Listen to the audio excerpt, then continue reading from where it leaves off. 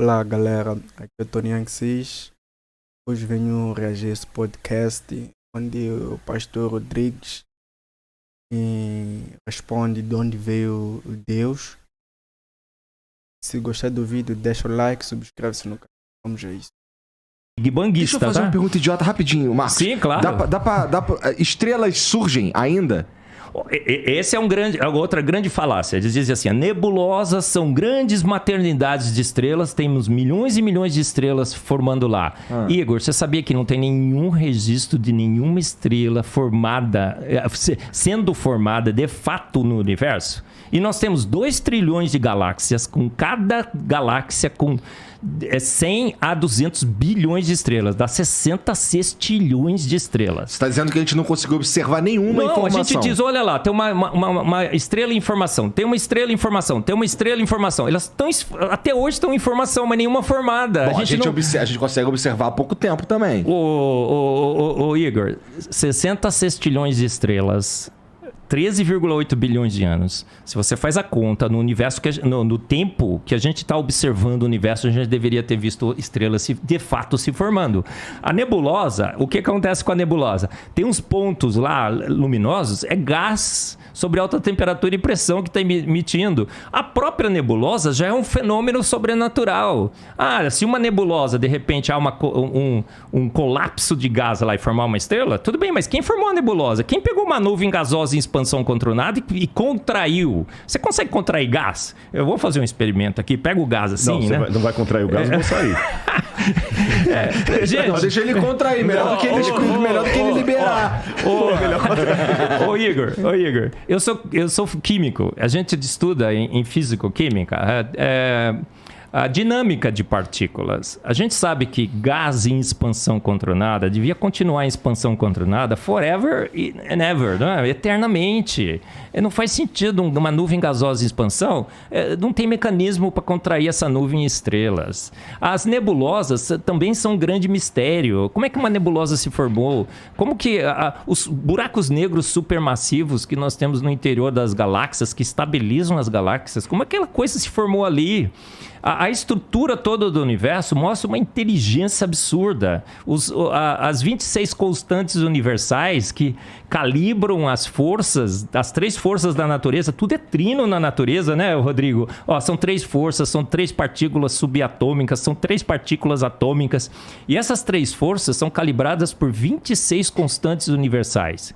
E o ajuste é tão fino que se você mudar qualquer uma dessas constantes, uma casinha que for depois da vírgula, o universo todo se desfaz. Então, por isso que eu não creio em Deus. Eu tenho certeza absoluta que ele existe. Eu não creio que Deus fez o universo, eu tenho certeza absoluta que ele fez. Por quê? Porque eu não posso negar. É química demais para... Essa é uma discussão que tem sempre com o químico.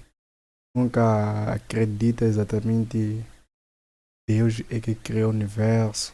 Então, vamos ver como o pastor vai reagir com essa situação aqui. Para desconfiança de menos. É evidente demais que o universo foi feito pronto há poucos anos atrás e bate de novo com a Bíblia, viu, Igor? A Bíblia diz em Salmos 33, 9, porque ele ordenou e de pronto tudo foi formado. Em 33, 6, Salmos 33, 6, está assim, ele soprou o universo com o sopro de sua boca. Então Deus falou assim, haja universo, e o universo foi formado. Vocês já pararam para pensar, tá bom, Deus fez, pareceu universo. De onde que veio Deus? Aí entra na área da filosofia. Aí é uma hora que não dá. É verdade, entrou na área da filosofia. Uma vez eu estava na Universidade Presbiteriana Mackenzie dando uma palestra, veio um filósofo e falou assim, professor, tudo que você falou aí é muito legal e tal, mas você não consegue me responder essa pergunta. Quem criou Deus? Mas o Igor, essa é uma pergunta filosoficamente equivocada. Sim. Um bom filósofo jamais faria essa pergunta, não é, Rodrigo? Não, e ela é feita... Eu ia até trazer... Acho que eu te dei outra vez o meu livro, O Ceticismo da Fé. Sim. Dei pra minha mãe, inclusive. Eu ia trazer outro hoje, mas ficou tudo na Jovem Pan lá, viu, de manhã. Mas eu vou trazer da próxima vez. Aí entra na área da filosofia. Permita-me falar o nome Big Bang aqui para me referir apenas ao start inicial do universo. Claro. Sem entrar nos pressupostos químicos e físicos, que não é minha área. O que havia antes do Big Bang? Ou seja, desse start inicial? O nada. É o nada absoluto. Porque um ponto de comum acordo entre ateus e design inteligente, eu acho que qualquer um concordaria comigo no sentido seguinte. Antes do ponto inicial do Big Vamos entender agora o que o pastor... Desculpa. Vamos entender agora o que o pastor vai responder. Bang, não havia gravidade, não havia tempo, não havia espaço. Não tinha nada. Não tinha nada. Era o nada absoluto. Tá certo? Mas aí vamos partir de uma questão filosófica que é repetida por vários, desde Parmênides na Grécia Antiga, que os latinos traduziram como ex nihilo nihil fit. Do nada, nada se faz. Se não havia nada, por que hoje há algo ao invés de nada? Então, é mais lógico supor que havia algo. Agora, esse algo que havia, para formar tudo que existe, tem que ser um algo que não está preso ao tempo, porque o tempo veio depois dele. Esse algo não pode estar preso ao espaço, porque o espaço veio depois dele. Ele não pode estar preso à gravidade, ele não pode estar preso a nada. Então, tem que ser um algo que seja, no sentido do nosso tempo, atemporal. Não que ele não tenha um tempo próprio dele, mas esse tempo aqui teve um começo, então ele tem que existir antes. Então ele não pode ser temporal, ele não pode ser espacial, porque o espaço Hoje, esse tempo aqui tudo foi o começo. não existia. Ele não pode ter começo, porque ele começou todas as coisas. Então tem que ser, seja lá o ET que fez tudo isso, ele tem que ter essas qualidades. Ele tem que ser um ser dotado de vontade, porque ele resolveu fazer tudo. Ele tem que ser um ser dotado de design, porque ele criou coisas com desígnio. Ele tem que ser um ser dotado de inteligência, porque ele criou com inteligência.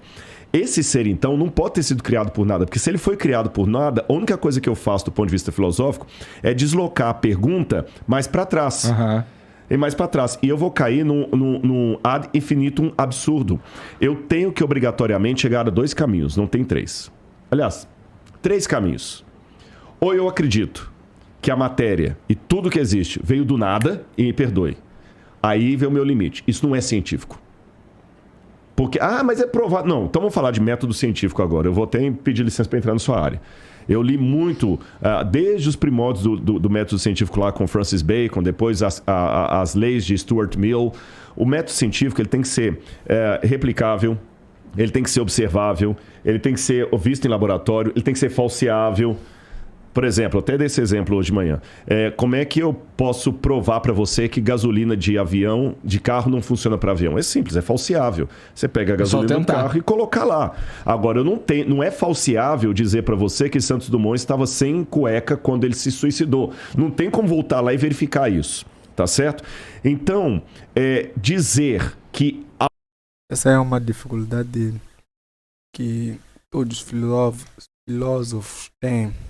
Não tem como voltar antes do Cristo. Não tem como. Se pudesse, podiam voltar. Algo que tudo pode surgir do nada, sem um agente que provoque isso não é nem falseável, nem científico, nem laboratorial, nem filosófico.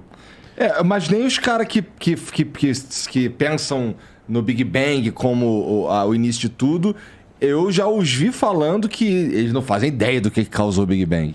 Exatamente, mas só quando eles falam assim, existe uma diferença. Quando a frase, olha as 2 frases. Não faço ideia do que causou o Big Bang. Um agnóstico pode falar isso. Beleza. Você está sendo honesto. Não faço ideia. Mas só dele falar, não faço ideia do que causou, ele já está admitindo que houve que um causador. Algo causou. E pelo menos ele está admitindo que algo causou. Ele não faz ideia de quem que é. Se é um ET, se é o ET de Varginha, se é o Bilu, se é o Deus da Bíblia. Mas ele admite que algo causou. O problema é o outro, puro, que fala o seguinte, nada causou. O Big Bang aconteceu do nada. Então ele não está sendo, com todo respeito, ele não está sendo científico, porque ele não tem como me provar que coisas surgem de não coisas. Estou falando filosoficamente falando. Por que eu não tenho medo de aparecer um tigre aqui agora e sair devorando todo mundo? Porque não tem como surgir um tigre do nada. Exatamente. Se um tigre não pode surgir do nada, por que toda essa estrutura que a gente viu pode surgir do nada? Então eu sou obrigado a trabalhar com uma causa primeira. E essa causa primeira, para ser, do ponto de vista filosófico, uma causa que justifica o surgimento de tudo, aí eu estou usando aqui Aristóteles, isso é Aristóteles, essa causa tem que ter essas características, ela não pode ser presa ao tempo, ao espaço e tudo mais.